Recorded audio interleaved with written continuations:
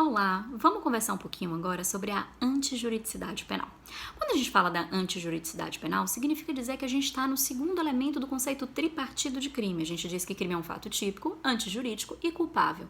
Então, quando a gente está discutindo a antijuridicidade, a gente está discutindo esse segundo elemento do conceito tripartido de crime, que é o conceito tradicionalmente utilizado no nosso sistema jurídico penal brasileiro. O que seria a antijuridicidade? Quando a gente fala em antijuridicidade, no viés adotado pelo Código Penal, a gente está se referindo à análise da efetiva proibição daquele fato que já é típico. Ou seja, eu analiso um fato no mundo real e eu vejo se esse fato se ajusta formal e materialmente à tipicidade penal, ao tipo penal. Então, eu digo que o fato é típico. Eu tenho uma conduta aqui de atirar em alguém. Essa conduta de atirar em alguém e alguém morrer se ajusta ao artigo 121 do Código Penal. Significa dizer que esse fato é típico. Quando eu chego na antijuridicidade, eu pergunto, mas eu poderia atirar em alguém? Eu tinha o direito de matar alguém? Eu deveria ter matado alguém? Ou esse matar alguém nessa situação específica é totalmente proibido? Né? Quando eu analiso a tipicidade penal, eu estou analisando esse caráter proibido da conduta. Eu vou verificar se uma conduta que é típica, ela é permitida ou se ela é proibida no sistema jurídico brasileiro. E para isso, a gente vai ter uma presunção de proibição. O que eu quero dizer com isso? Se o fato está tipificado como crime, significa dizer que, em regra, é porque ele é proibido. Mas existem algumas situações em que ele se torna permitido. E por isso, a análise da antijuridicidade é uma análise que deve ser feita a contrário sensu. O que eu vou analisar aqui, na realidade, é se existem causas que excluem a antijuridicidade. Se existem causas permissivas, né, que autorizam a conduta naquela situação específica e, portanto, suprimem o caráter ilícito daquele fato realizado. E para isso a gente vai até o artigo 23 do Código Penal. Olha o que diz o artigo 23. No artigo 23 está escrito o seguinte: não há crime quando o agente pratica o fato em estado de necessidade, em legítima defesa, em estrito cumprimento do dever legal ou no exercício regular do direito. Significa dizer que, segundo o artigo 23, eu tenho 4 causas legais de exclusão da ilicitude do fato. A primeira, o estado de necessidade. O que significa estado de necessidade? Quando eu falo em estado de necessidade, eu estou falando numa situação em que existe uma colisão de bens jurídicos e há a violação de um desses bens jurídicos para salvar o outro. O que eu quero dizer com isso?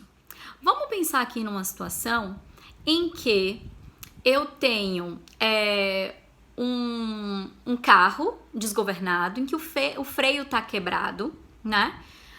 Eu levei na oficina, esqueceram de colocar uma peça no meu freio, eu tô com um carro acelerado que eu não consigo frear. E na minha frente, eu tenho aqui a possibilidade de jogar o carro em cima de um caminhão ou de jogar o carro em cima de uma moto.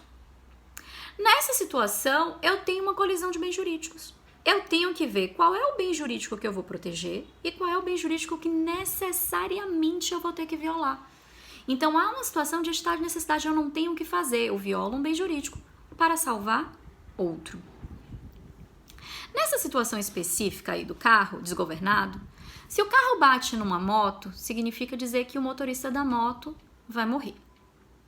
Mas você, que está dirigindo o carro desgovernado, né, está, em tese, sobrevivendo, porque não vai ser uma batida numa moto que, em tese, geraria sua morte. Mas se você joga na frente do caminhão, você sabe automaticamente que você vai morrer. Nessa situação, o que você tem? Você tem vida versus vida. E aí a doutrina, ela faz uma seguinte distinção.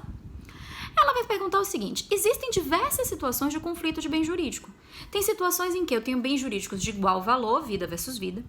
Tem situações em que eu tenho bens jurídicos de valores distintos, né?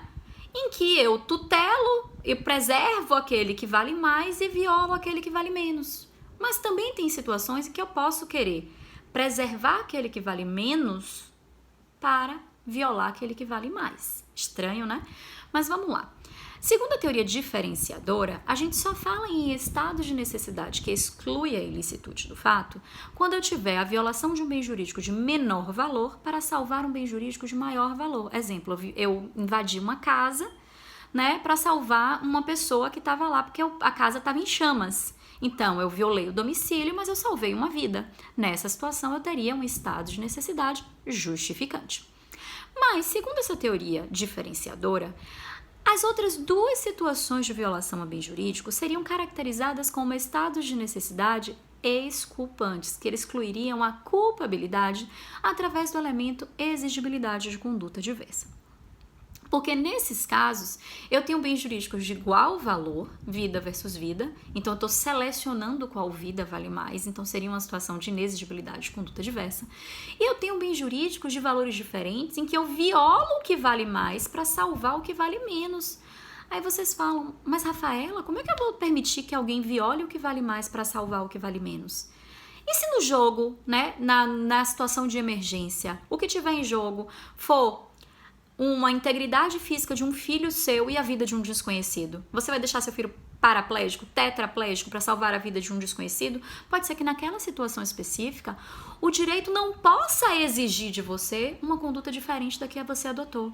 E aí você pode ter violado um bem jurídico que vale mais para proteger um bem jurídico que, em linhas gerais, analisado de forma objetiva, teria menor valor. Certo? Então, eu tenho aí a diferença entre um estado de necessidade justificante, que exclui aqui a antijuridicidade, a ilicitude do fato, e um estado de necessidade exculpante, que exclui a exigibilidade de conduta diversa e, portanto, a culpabilidade penal. Qual é a segunda situação de exclusão da ilicitude prevista no artigo 23? É a chamada legítima defesa.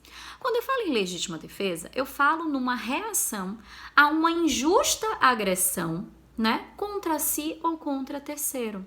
Então, eu tenho aqui uma situação em que alguém está me agredindo e para me defender eu atiro. Ou então que eu estou passando na rua, estou vendo ali uma menina ser sequestrada, ser estuprada ou qualquer coisa do gênero, eu vou dar um soco, eu dou um tiro, eu dou uma facada em alguém para poder proteger aquela terceira pessoa.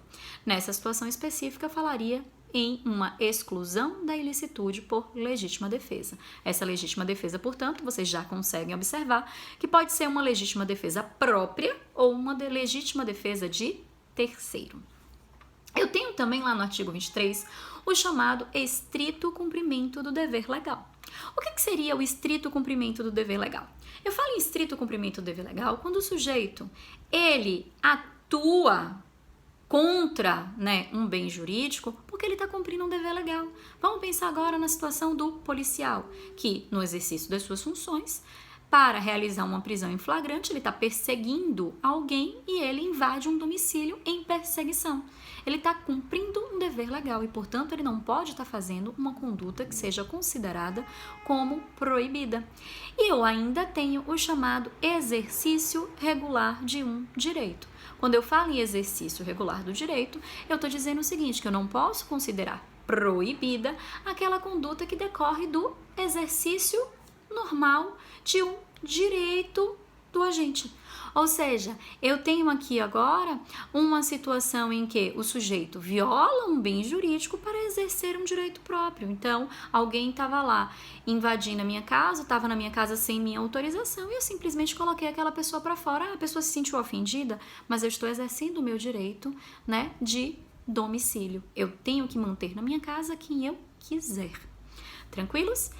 Só que essas são as 4 hipóteses da lei, né? São as 4 hipóteses legais com relação à exclusão da ilicitude, que são aplicadas de forma geral para os crimes em si, né? Para os crimes tanto previstos no Código Penal quanto previstos em legislação extravagante, são hipóteses legais e gerais. Eu tenho ainda hipóteses especiais, que são previstas para alguns crimes específicos. E aí a gente vai vendo isso, quando a gente vai vendo a parte especial, a gente vai se deparando com situações de exclusão da ilicitude que são específicas para determinados crimes. Exemplo, no crime de aborto, eu tenho exclusão de ilicitude quando o aborto é provocado para salvar a vida da gestante ou numa situação em que a gravidez decorreu de violência, de um estupro. Então, ali é uma causa especial de exclusão da ilicitude. E eu também tenho a chamada causa supralegal de exclusão da ilicitude pelo consentimento do ofendido. O que seria o consentimento do ofendido? A gente fala em consentimento do ofendido quando, diante de uma situação de violação a um bem jurídico disponível, a vítima, ela aquece, ela concorda com essa violação. Significa dizer que se eu tiver disponibilidade do bem jurídico, né? Livre manifestação de vontade da vítima, ou seja, a vítima não agiu coagida, né, não falou que queria por causa de uma fraude, ela foi de uma livre manifestação de vontade. Capacidade da vítima, né? A vítima, ela não é um inimputável, ela pode consentir. E observância dos limites desse consentimento, ou seja, o autor agiu de acordo com o consentimento da vítima, observando, né, o consentimento da vítima, eu excluo a ilicitude do fato. Essa situação é muito comum, por exemplo, em cirurgias plásticas, em tatuagem, piercing. Ali existe uma lesão corporal, só que é uma lesão corporal consentida, que respeita, né, os limites de consentimento do detentor daquele bem jurídico violado, do titular daquele bem jurídico violado. E só para concluir, antes de concluir, né, tem mais uma observaçãozinha para fazer para vocês. Por quê? Porque a lei anticrime, recentemente, né, lá no finalzinho de 2019, ela incluiu o parágrafo único no artigo 25 do Código Penal para considerar que está também em legítima defesa, né, observados os requisitos previstos no caput, né, a situação do agente de segurança pública que repele agressão ou risco de agressão à vítima mantida refém durante a prática de crimes. Aí eu quero fazer uma pergunta para vocês. Se observados os requisitos do caput, seria necessário isso estar tipificado expressamente no parágrafo único do artigo 25, já que eu já tenho numa situação de um agente de segurança que reage para salvar uma vítima mantida em cativeiro, eu já teria uma situação normal de legítima defesa de terceiro. Por que isso está previsto, então, no parágrafo único? Eu fico me questionando, né? Se são observados, né, se devem ser observados os requisitos do caput, para mim parece uma redundância isso está expresso no parágrafo único, a não ser que o objetivo do legislador fosse criar uma espécie de presunção absoluta de legítima defesa em casos como esse, o que seria um absoluto risco à segurança jurídica. Obrigada.